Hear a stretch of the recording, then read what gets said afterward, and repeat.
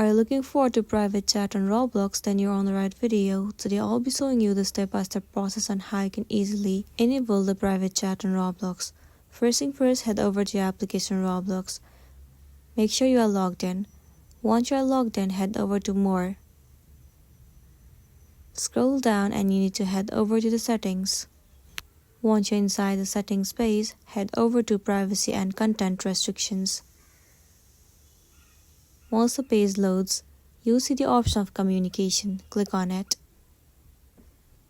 In this page, click on Experience Chat at the very top of the screen. Now you need to enable Experience Chat. In order for you to enable it, you need to do the eject by clicking the photo.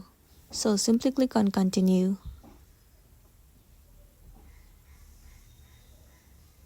Once again, tap on Continue at the bottom of the screen. After that, click the picture and verify yourself. Once you get verified, you will be able to experience the chat. The private chat will be opened for you.